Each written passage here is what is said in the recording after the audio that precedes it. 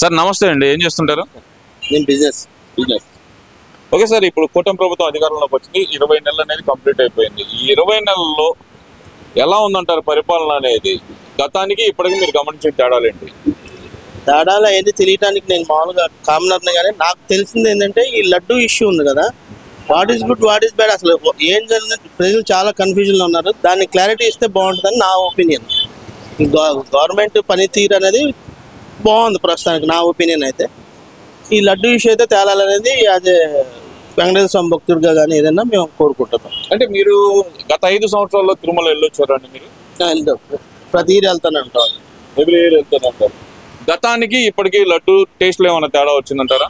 వచ్చిందండి, అది జనరల్గా టేస్ట్ అయితే తేడా వచ్చింది.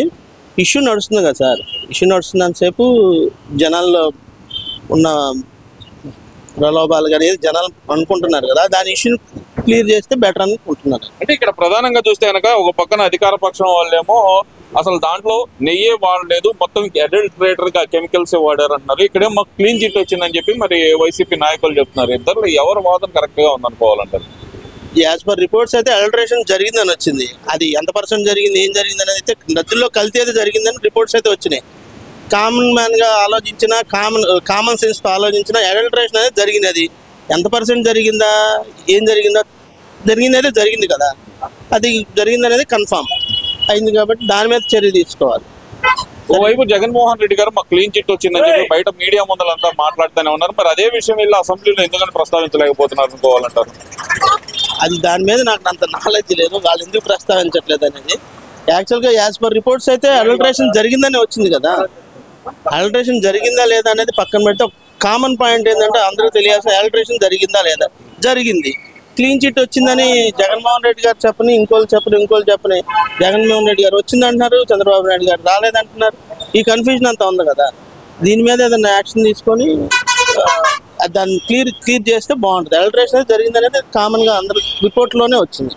ఇక్కడైతే కనుక ఏకసభ్య కమిషన్ వేశారు, దాని మీద పూర్తి స్థాయి విచారణ జరిపి బాధ్యుల మీద చర్యలు తీసుకుంటాం, కఠిన చర్యలు ఉంటాయి అని చెప్పి అయితే చెప్తున్నారు కదండి. మరి ఒక పక్కన వైవి సుబ్బారెడ్డి గారు ఒప్పుకున్నారు, అవును ఏదైతే కనుక యానిమల్ ఫ్యాట్ అనేది లేదు కానీ దాంట్లో మిగతా అన్ని కల్తీ జరిగిన మాట వాస్తవమే అని చెప్పి ఆయన కూడా ఒప్పుకున్న పరిస్థితి ఉంది కదా. మరి అదే చాలు చెప్తుంది, అదే చర్యలు అయితే తీసుకోవాలి. సుబ్బారెడ్డి గారు ఇలా చెప్తున్నారు, జగన్మోహన్ రెడ్డి గారు ఇలా చెప్తున్నారు. మరి ఏది కరెక్ట్ అనేది గవర్నమెంట్ కలిసిందంటుంది. ఇప్పుడున్న గవర్నమెంట్ ఏది కరెక్ట్ అనేది గవర్నమెంటే తేల్చాలి. సార్, ఈ లడ్డు విషయం కాసేపు అలా ఆగితే కనుక రాష్ట్రంలో అభివృద్ధి శూన్యంగా ఉంది అంటున్నారు, సంక్షేమం శూన్యంగా ఉంది అంటున్నారు. అది ఎంతవరకు వాస్తవం అనుకోవాలంటారు? నాకు తెలిసి అయితే జరుగుతుందని అనుకుంటున్నాను సార్, నాకున్న నాలెడ్జ్లో. ఇక జరగలేదన్నట్టు నాకు ఐడియా లేదు దాని మీద. ఓకే, అంటే అభివృద్ధి అనేది ఎలా ఉందంటారు? గత 5 సంవత్సరాలతో పోలిస్తే ఇప్పటికి అభివృద్ధి అనేది ఎలా ఉందంటారు? అంతకుముందు ప్రభుత్వం చేయలేదని ఎవరు చెప్పలేరు. బడుగు బలహీన వర్గాలు చేసింది అదే వీళ్ళు కంటిన్యూ చేస్తూ అభివృద్ధి చేస్తున్నారని నేను అనుకుంటున్నాను. అమరావతిని ఎక్కించారంటున్నారు కదా సార్, నిజమే అంటారా? అమరావతి అనేది సరిగ్గా పనులు జరగట్లేదు అంటారా? మరి ఎక్కడండి ఇప్పుడున్న పరిస్థితుల్లో ఆయన మొత్తం పాడు చేసి వెళ్ళాడు సార్, అమరావతిని నాశనం చేశాడు కదా. ఆయన ఇప్పటికి అదే స్టాండ్ మీద ఉన్నాడు, అమరావతిని నాశనం చేశాడు. వాళ్ళు బాగు చేసింది వీళ్ళు పడేసారు, మళ్ళీ ఇప్పుడు అన్ని చేసుకొని మళ్ళీ రీస్టార్ట్ చేశారు. వాళ్ళు రీస్టార్ట్ చేయడానికి పీరియడ్ ఉంది కదా, 1 year 1.5 year అవుతుంది. ఇప్పుడు చేస్తారు.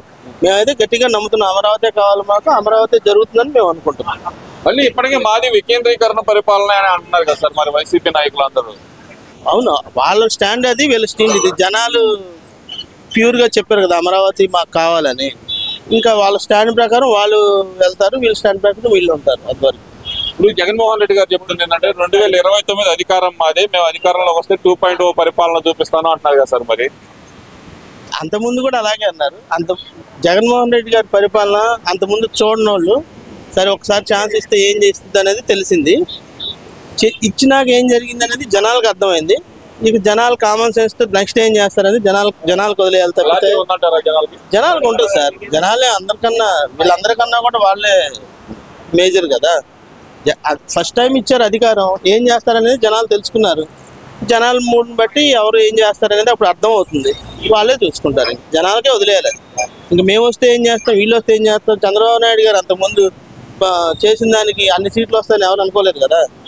అలాగే ఇప్పుడు 11కు పడిపోతారని ఎవరు ఎక్స్పెక్ట్ చేయలేదు. ఇది ఎవరి చేతిలో లేదు. మేము వస్తే చేస్తామంటే వచ్చినప్పుడు ఏది చేస్తారో చేయమనండి, గవర్నమెంట్ ఉంటుంది కదా. వీళ్ళు టైం ఇవ్వక్కర్లేదు.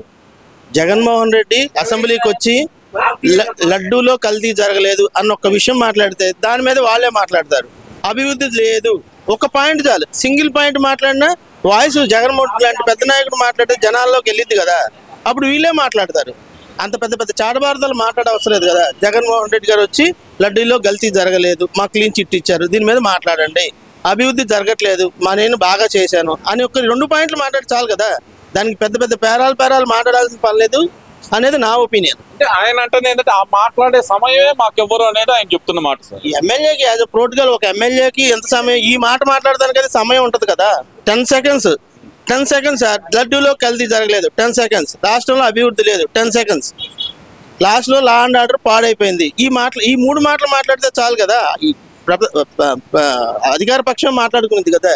ఇలాంటి సింగిల్ వర్డ్స్లో మా రైతులకు అన్యాయం జరిగింది, ఎంత టైం పట్టిందండి? సేమ్ అట్లా అయినా వచ్చి మాట్లాడవచ్చు.